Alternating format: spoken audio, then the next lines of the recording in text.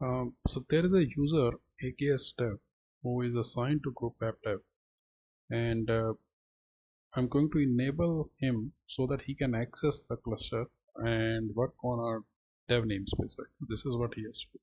Now, so first thing is he has to log in to the Azure with his credentials, right? So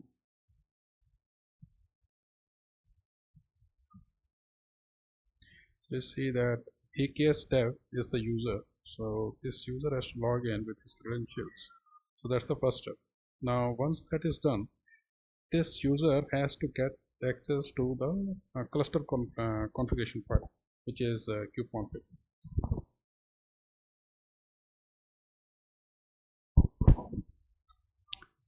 So this is the command to use to get the cluster configuration. Now you see that this user does not even have access to download cluster configuration file. So first thing is we have to enable this user to get to have an access to this file at least, right? So I will log in as an administrator and then grant him permissions so that he can actually download that file. So I am logged in and now I'll give him permissions. Now to give that permission, he should have this cluster user role, or he should have a cluster admin role, or any permission which is higher than this. For example, even contributor role will grant him this access. So let's do that. Right, so this is done. I'll go back and log in as, this is somewhat painful switching the users in Azure. So I'm logged in as AKS dev now. So let's see if I can download the file now. Alright, so this user has access to this configuration file at least. So now let's see what we can do and what he can do on the cluster.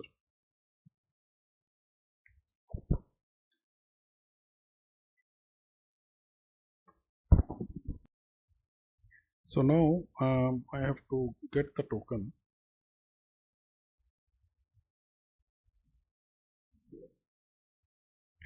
Alright, so I did log in, but you can see that this user still does not have permission to access resources called in the namespace tab. Right? So this permission is not there. So what's happening is, if you look at this slide, there are two levels of barriers, right, to work on a Kubernetes cluster. First is you should be able to access the configuration file, right? So that we have already done, right? So either we can use these two roles, or we can have any higher role, right? For example, like contributor.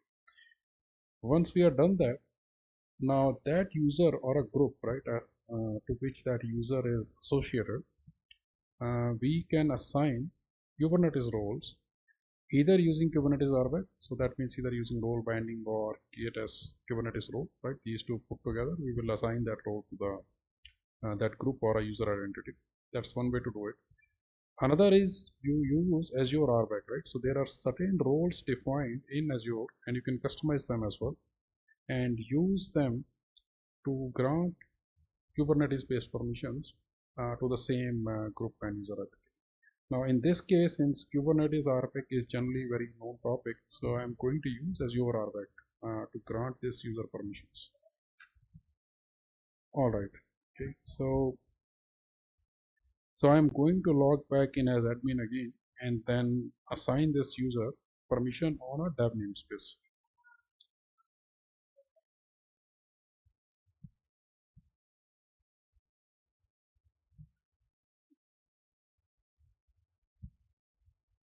So that is done, and so what I need to do is I have to assign service Rbac admin, right? So there are there are three different roles actually which you can assign, and if you want any more granularity, you will have to customize these roles.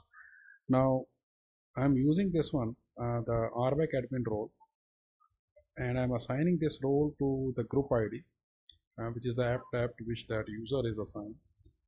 And the scope for this is, if you see the scope here, the scope is namespace dev in the cluster that we have just created. So I'll go ahead and alright, so this role is assigned. Okay, so now if I go back and log in as that user, he should be able to work on dev namespace, right? So let's log in as that user. So first thing is, let's get the credentials.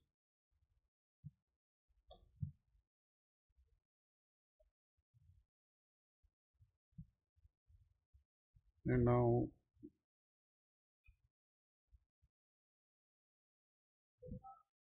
to get the token.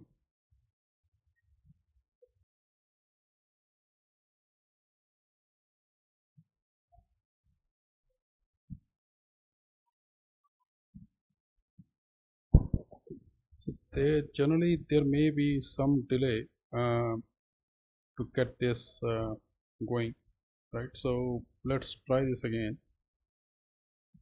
So I will log in as credentials and then go through this process again.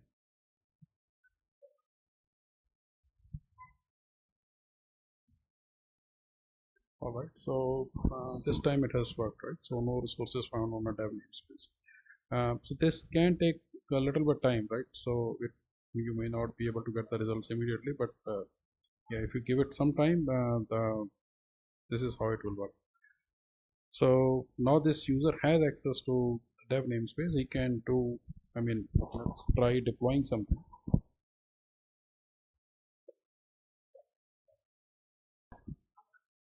Alright, that's the mistake. It doesn't have access on default namespace.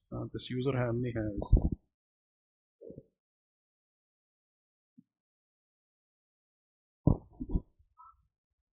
So this pod is now created.